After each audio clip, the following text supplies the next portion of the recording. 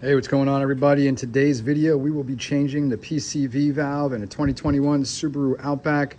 We're doing this as part of the 60,000 mile maintenance. What you're gonna need for this job today to do this correctly, and honestly, it's not that hard of a job, and I can tell you because I almost got all the way through it and realized I didn't have the right size socket. So we're just starting over. No clever edits. I'm just gonna start back over and get you guys all up to speed here, okay? So you're gonna need a socket set, all right? 22 millimeter deep socket will be needed to remove that PCV valve. That's very important. You're gonna need the PCV valve itself. Right here is the part number. You can order this from Subaru dealerships. If there's not one near you, you can go to a dealership and get it. And if you can get this on Amazon, I'll also link this for you because I know we live in a current society where people don't like to shop in stores. Super weird. You're gonna need the PCV valve hose, possibly.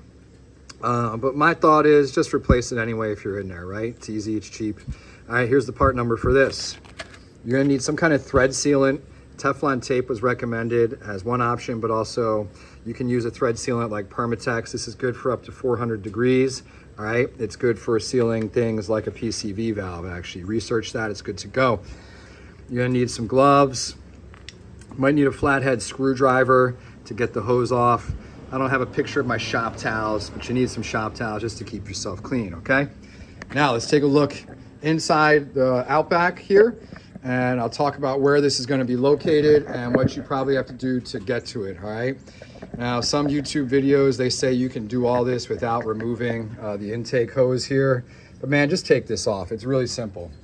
Unscrew it here with a flathead, unscrew it there with a flathead.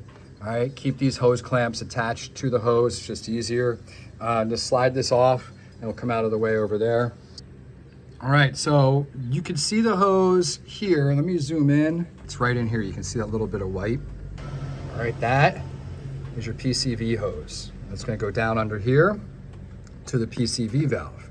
All right, so just to make this job easy, we're gonna pop this off.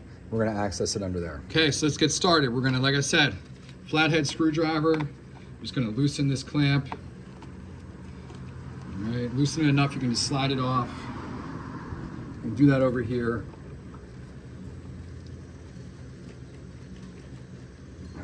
Now hopefully we can just pull this off without me knocking the camera off where it's located. All right, so we got this end here.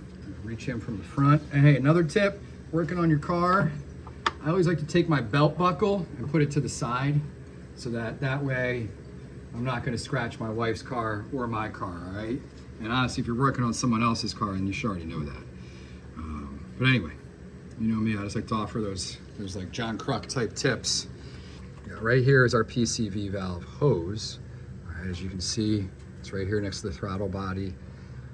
I think that's, yes, this should be the throttle body. Coming in here, comes down here, and you can see that hex head, that head there, where you're going to be using your 22 millimeter deep socket to get that out. Let me just get a better angle. That's it right there. Just slide my finger in, show you one more time. Right there, okay? So we're gonna pop this hose off right now. What you can do is you can take a flathead screwdriver and just kind of put it in here up top and pry.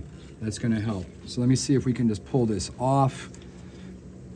All right, the bottom one popped right off, no problem. And it's actually easier if you pull the bottom off, because then you can straighten it out and just yank this way. All right, so there's our hose. It's actually still pliable, still pretty soft. I'm just gonna replace it though, because I already have that part, okay? All right, now let's take a look at the PCV valve. Boom, there it is. You can see it really clear now, right there. All right, I'm gonna touch it for you, in case you're still not seeing it. It's gonna be this piece right there, okay? So you're gonna need a 22 millimeter deep socket. Probably need a socket extension just to get down in there. We'll do that in just a second. Once I pull that out, I'm just gonna put like a shop towel in there to block that hole. I think that's overkill, but I'd rather be safe, okay? All right, so we're just coming in without the socket extension. I think that's gonna be fine. The extension actually kind of got a little cluttered up above, so we're just dropping this in here. Let's hope I can do this with the tripod here. I'm just gonna break it free.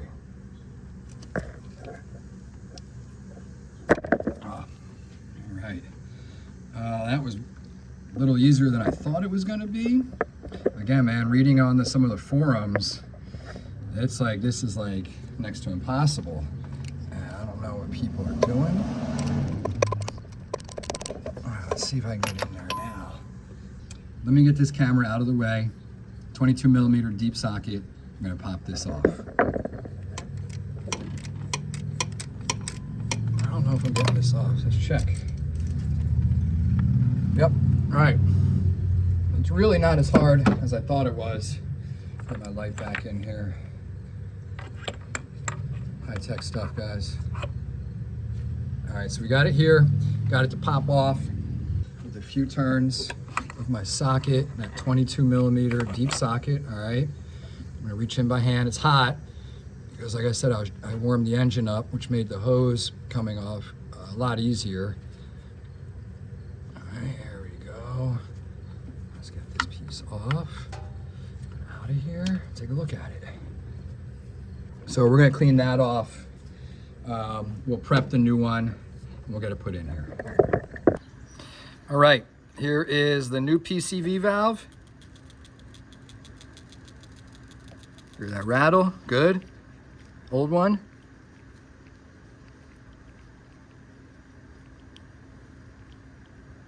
Not much rattle, okay? So my understanding is that you need to have that sound for this to be good to go. Looking at the condition of this, it's really not too bad, all right? But hey, they said 60,000, so why not? What we're gonna do now is put some thread sealant along here. So let me get that tube open, we'll get this sealed up. I'm just gonna take this, and we're not gonna go all the way to the bottom. We're gonna kind of do the top half. We don't want it spilling out down inward. We're just gonna get a thread around here, a bead, and we'll smear it in place.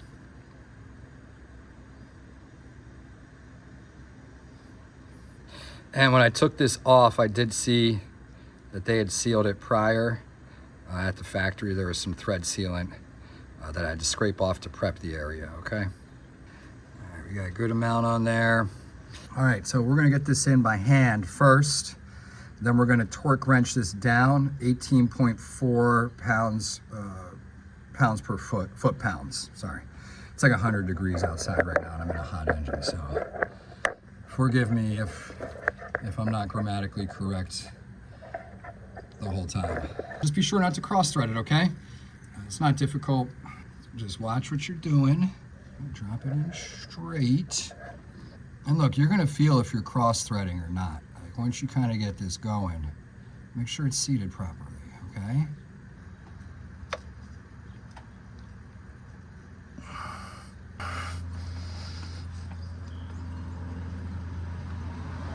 And it should line up fairly easy. Tighten it down by hand as best you can. This is gonna work a little better with a cooler engine. As you know, metal expands when it gets hot, and you could run into that problem if your engine's too hot. It starts expanding, and it's like impossible to get in. All right, so we got it tightened down by hand as best we can here. And you can get your deep socket. Now, I was mistaken. You're gonna want like a 1.5 inch extension in addition to this deep socket, because it's just not long enough to clear this pipe right here, okay? And you don't want to damage that. I can't tell you what that is off the top of my head. I just know it's one you don't want to crease or crimp. That's all that matters. Internet geniuses out there will probably tell me what it is in a moment once they see the video. So, all right, and we're just going to tighten it in here. It's going to go right down. All right, this shouldn't be super difficult. If it is, you've either cross-threaded it, you've got a hot engine, or you just are doing something wrong, okay? All right, should be down there at the bottom. Now what we want to do, let me give it like one more turn. Now what you want to do is get the torque wrench out. Go 18.4 foot-pounds of torque. Okay, now, with the torque wrench, you just want it to click when it's there. So let's get that to click one time. So you see, 18.4 foot-pounds of torque. Got sweat in my eyeball. There's the brake. All right, the click. I got some water. Oh, thank you. Yeah, it's like 100 degrees out here, so got my helper bringing some water. Okay, now it's time to put this piece back on, the hose back on. I don't know which way is easier, so let me just, I don't know, we'll experiment right here. Now I'm just putting this on, no lubrication, no like WD-40 or anything beforehand. All right, we're just sliding this on. We'll get the light down here and just line it up over top. This is actually like, it's really not difficult. Really not a difficult job if you have the right tools. Just take the appropriate steps. All right, so we have that. We want to get this piece, the hose, seated all the way down to the head. All right, got that. Yeah, it's seated. All right. All right, now we're going to pop the top back in here. There's a white stripe at the top of this hose that lines up right on a little nub right here. So you just want to get that pushed in all the way. All right, that's in. Okay, so now we've got our hose reconnected. Next step, put our air intake hose back together in there, all right? Okay, like any job, now we have to turn the engine on, make sure it works.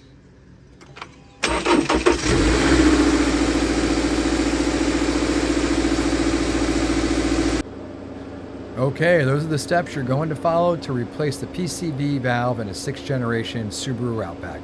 If you have any problems or you have any questions during the process, drop them in the comments. I'll respond as fast as I can. And if this video helped, hit that like and subscribe button, and I'll catch everyone in the next video.